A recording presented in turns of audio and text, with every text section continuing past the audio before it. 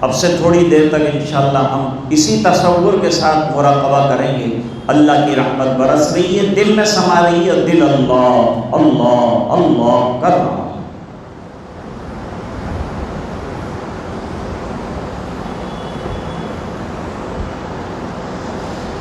اے خفتہ دل بیدار شو بیدار شو بیدار شو، در ذکر حق مشغول شو مشغول شو مشغول شو، عزیز و دوست و یارو یہ دنیا دار فانی ہے، دل اس سے مت لگاؤ تم لحد میں جا بنانی ہے، تو آیا بحر طاعت پھنسا لذات دنیا میں، عقل کھوئی گئی تیری یہ کیسی نادانی ہے، تو روزے رکھ نمازیں پڑھ خدا کو یاد کر ہر دم، کہ یہ نیکی تجھے ایک دن کام آنی ہے۔ یہ مراقبہ بغیر کسی شیخ کے بیعت کے بھی کر سکتے ہیں، خود بھی کر سکتے ہیں۔ نمازوں کے بعد 2-4 منٹ کے لیے روزانہ مراقبہ کریں، کروڑوں انسانوں کو فائدہ ہوا، آپ کو بھی فائدہ ہوگا، مجھے بھی ہوگا۔ اب مراقبہ ختم کرتے ہیں، دعا کریں۔ اللہم لا احصی ثناء علیک انت کما اثنیت علی نفسک، اللہم صلی علی سیدنا محمد وعلی آل سیدنا محمد وبارک وسلم، آتنا فی الدنیا حسنہ وفی الآخرۃ حسنۃ وقنا عذاب النار، وادخلنا الجنة مع الأبرار یا عزیز یا غفار، اللہم افتح لنا بالخیر واتمم لنا بالخیر وجعل عواقب امورنا بالخیر بیدک الخیر انک علی کل شیء قدیر، اللہم احسن عاقبتنا فی الامور کلہا واجرنا من خزی الدنیا وعذاب الآخرہ، حسبنا اللہ لدیننا حسبنا اللہ لدنیانا حسبنا اللہ لمن بغى علینا حسبنا اللہ لمن کادنا بالسوء۔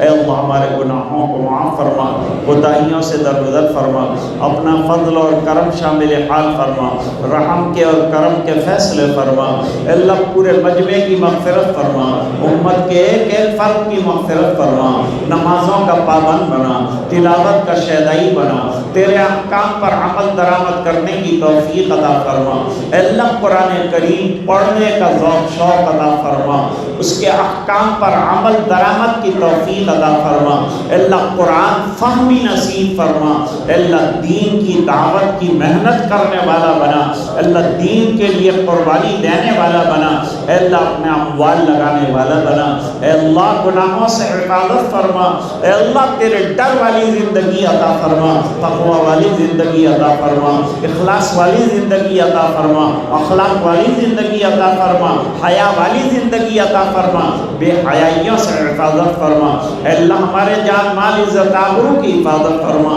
ہمارے ایمان کی حفاظت فرما، ہماری ماں بہنوں کی، بچوں کی، بڑوں کی، تمام کی حفاظت فرما، مدارس کی، مساجد اسلامیہ، خانقاہیں، مقابر، مراکز دینیہ کی حفاظت فرما، اے اللہ تمام مسلمانوں کی حفاظت فرما، علماء ربانی حقانی کی حفاظت فرما، طلباء عزیز کی حفاظت فرما، اے الہ العالمین بدکاریوں سے، برائیوں سے، بدعنوانیوں سے اللہ ہماری حفاظت فرما، اللہ ہمارے معاملات کو درست فرما، صحیح فرما، جو بیمار ہیں انہیں شفا عطا فرما، پریشانوں کی پریشانیاں دور فرما، جو الجھنوں میں گرفتار ہیں ان کی الجھنیں دور فرما، اے اللہ تو ہم سے راضی ہو جا اور ہمیں اپنا بندہ بنا دے، اے الہ العالمین پورے مجمع کی مغفرت فرما، جو لوگ دنیا سے چلے گئے جنت میں اعلیٰ مقامات عطا فرما، عبدالستار بارک صاحب کا بھی انتقال ہو گیا، اے اللہ ان کی بھی مغفرت فرما، اور جتنے مرحومین میرے اعزہ گئے ہیں اللہ ان تمام کی مغفرت فرما، اعلیٰ علیین میں بہترین مقام عطا فرما، اے الہ العالمین پورے مجمع کی مغفرت فرما، ایک ایک فرد کی مغفرت فرما، اور یہ دعائیں اپنے فضل و کرم حبیب پاک صلی اللہ علیہ وسلم کی برکت سے منظور فرما، برحمتک یا ارحم الراحمین۔